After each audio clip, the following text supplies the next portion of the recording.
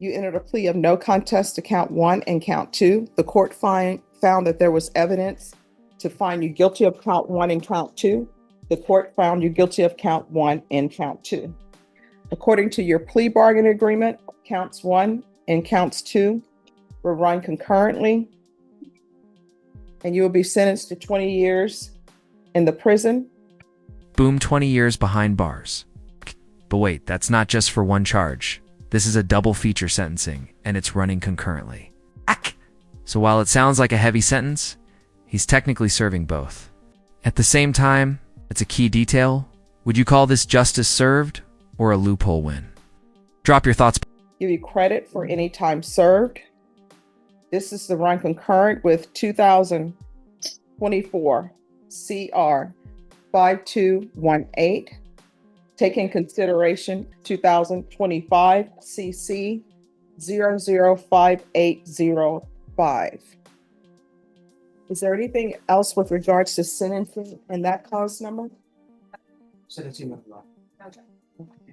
And just one moment. Also, there is to be no contact with the following persons: Sarah, SAARAHAMIN is the last name. Tariq, TAREK. Now that just escalated. The court made an affirmative finding of a deadly weapon, and that changes everything. In legal terms, it can lead to parole delays and serious classification upgrades in prison. Think about it, how should the system treat someone whose crime legally involved a deadly weapon, even if they didn't physically use one? Last name, RAMADAN. All right, and that cause number, did you review the document entitled Trial Court Certification? I'm sorry, one other thing. With regards to sentencing, there's an affirmative finding of deadly weapon in count one, and an affirmative finding of a deadly weapon in count two. In that cause number, did you review the document entitled Trial Court Certification of Defendant's Rights to Appeal with your attorney? Did you understand it and sign it? All right, because this is a plea bargain agreement, because I followed your plea bargain agreement, and because you waive your right to appeal, you do not have the court's permission to appeal. Because this is a felony conviction, you're not allowed to own or possess any weapons or ammunition. If you have a question over what a weapon or ammunition is, you'll need to speak to an attorney. Do you understand? Do you have any type of drug issues? Okay. And then in cause number 2024 CR 5218, you entered a plea of no contest to count one, murder. The court found that there was sufficient evidence to find you guilty, and the court found you guilty. The court will sentence you to 20 years in the prison, give you credit for any time served. This is run concurrent with 2024 CR 5219, and taking consideration 2025 CC 005805. And there's an affirmative finding of deadly weapon. All right, did you review the document entitled Trial Court Certification of Defendant's Rights to Appeal with your attorney? Did you understand it and did you sign it? Asterisk vo. Here comes the twist. He didn't even hit the victim. The police car chasing him did. But because he caused the chase, he's still charged with murder. This is what's called felony murder doctrine. You commit a felony, someone dies because of it, and you're held responsible. Fair or a legal overreach? Sound off below. You need to speak up. All right, because this is a plea bargain agreement, because I followed your plea bargain agreement, and because you waive your right to appeal, you do not have the court's permission to appeal.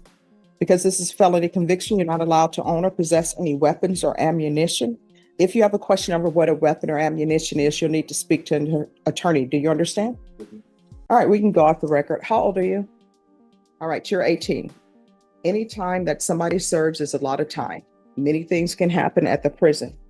Do not become institutionalized at the prison. You need to realize that you're where you are now because of your actions. I understand with the murder case, the way it's charged, which is legally a way it can be charged.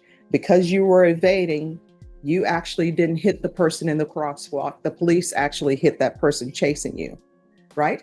And so when you're sitting at the prison, you're probably going to start thinking, I shouldn't be here. This next part is going to be heavy. Victim impact statements aren't just formality. They're the raw, emotional voices of families forever changed. As you listen, ask yourself, should the pain of the victim's family affect how long someone spends behind bars? Other people are going to start talking to you saying, you should have done this and that. But what I can tell you, that's the law, right? So at the prison, you can still get your education. At the prison, you can get some kind of trade so that when you're released from prison, you have some ability to get work. And it's going to be hard for you to find employment because you've been to prison. That's why you need to learn a trade at the prison. I don't know if they still do welding at the prison or not. I had one client who went to prison. He ended up becoming a welder. And there was such a high demand for welders, even though he had been to prison. When he was released, he ended up making more money than I made as an attorney. All right. So there's something you can do with your life, but you need to start thinking about the people you hang around with and how you find yourself to be in the situation that you're in. You understand? So there are two people who are going to be speaking to you, and this is called a victim impact. So they're going to tell you probably how this has impacted their life. I want you to listen and internalize what they're saying, okay? All right. Watson and Simmons. Let me see if we can get them. Would you call them, please? Because they're in the, here they are. Yeah, I'm here. All right, you can show your video if you want to show your video, but you don't have to show your video. Are you able to see Mr. Camarillo? Yes. All right. If you want to show your video, you can. If you do not, you don't have to. And you can begin whenever you're ready to begin. Okay. So my name is, I am the eldest daughter of India Watson. She was one of the victims. She was the victim that actually lost her life, a pedestrian crossing the street. My mom was only 47 years old. Vo, devastating. Daughter's words hit like a freight train. Imagine being pregnant while losing your mother to a police chase. No sentence can rewind time, but should plea deals in cases like this even be an option? Should emotional trauma carry more weight in sentencing? With 3 kids under the age of 30 and 12 grandchildren at the time. When I received a call of her death, I was 34 weeks pregnant and my sister was about 26 weeks pregnant. She never had an opportunity to meet those babies.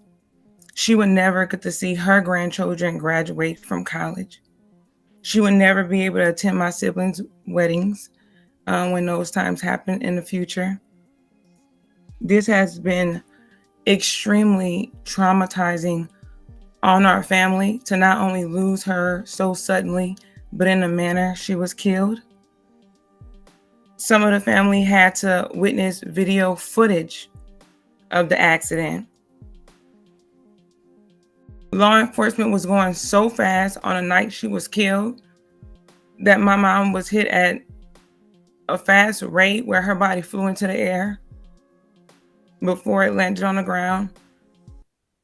At the funeral, her face had to be reconstructed for us to have an open casket. She had to be fully clothed with gloves. Ears cannot be shown.